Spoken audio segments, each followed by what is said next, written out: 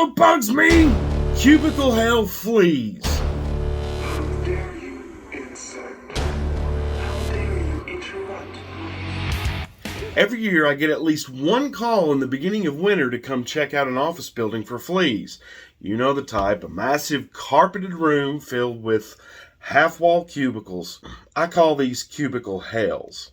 I can never work like that, so I understand the movie Office Space. I get it. Okay, I can set the building on fire.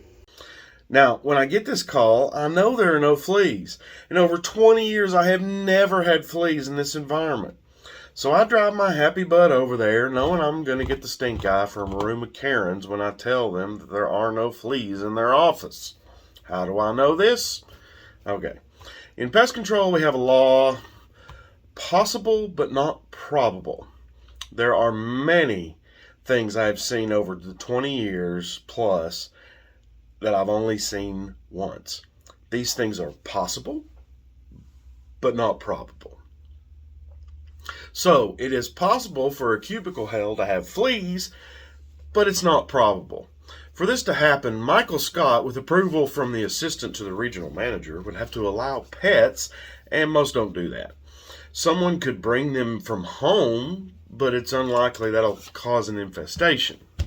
A varmint could be hanging out in the break room and bring fleas in, but remember, possible, not probable.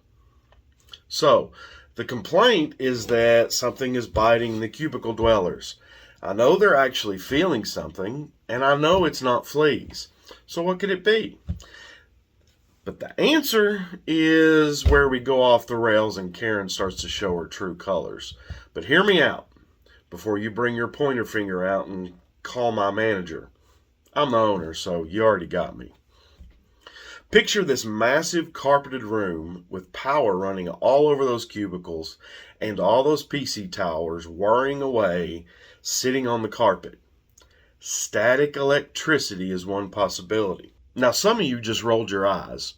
I saw you, Karen, but believe me, I have seen it multiple times. One time was in a house, and they were getting bit in bed not long after moving in. Turns out they had some bad wiring issues in an older house that was a potential fire risk. And after getting that fixed, no more bites. Imagine that. Wasn't even bugs at all. Bugs get blamed most of the time. Usually the first thing people go to blame. These calls always come at the same time every year, right when it starts to get cold. What do you do when it gets cold? Well, we get the winter clothes from that box in the closet that's been sitting there all year, dusty and shabby. Then the other thing we do is turn the heat on for the first time in a long time, and this stirs up more dust, at the same time drying out the air from the heat. When the air dries out, guess what else dries out? Our skin. If you looked at dry skin under a microscope, it looks like the Grand Canyon. So we have Grand Canyon broken dry skin, extra dust in the air from the AC system, extra dust and particles from the newly emerged winter fuzzy sweater, the new fuzzy socks and slippers to keep the cubicle dwellers' feet warmed, rubbing all over that carpet. The space heaters have been fired up, the PC towers are whirring with miles of extension cords, and you have a predominantly female population with softer skin, more prone to these irritations. Itching ensues, which damages the skin further, allowing these factors to exacerbate them and cause further itching. All of this can look like a bug bite, but it's not.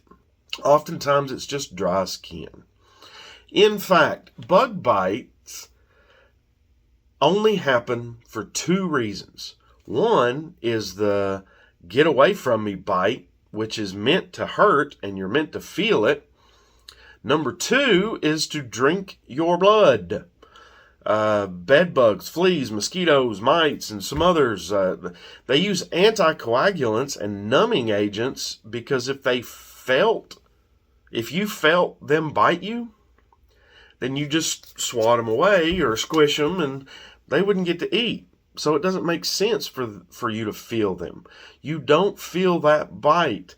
Sometimes you can feel them walking on you to get to bite you, but not the bite itself. Usually that wound, that place on your skin shows up minutes later, hours later, maybe even days later before you have a reaction to it. And everybody reacts differently. So, what can be done? An electrician would be good to make sure you don't have any real issues like grounding or a fire hazard. You can lightly mist your area with a spray bottle on the floor, your chair, your bed, whatever, to settle the dust down a little bit. You can run a humidifier to fix that dried out air. You can put lotion on your skin. We can put out glue boards to prove that it's not fleas. And when you don't catch nothing, you pretty much have to resign to the fact that it's not fleas when there's nothing in the glue boards. There's another thing you can do. You can, at night, put a bowl of soapy water in the middle of the floor and put a lamp over it. And in the morning, if you've got fleas, almost always they're going to be in that soapy water. I already know that there's no fleas in a Cubical Hell, but sometimes that gives people peace of mind. So if you work in a Cubical Hell and get the itchies in the beginning of winter, it's probably not bugs. You want bugs me? Dry skin and cubicles. But you can also just spray a little water, run a little dehumidifier, and don't have to worry about it because it's not fleas. But if you have fleas, I love to kill them. What's about the venom in the chamber?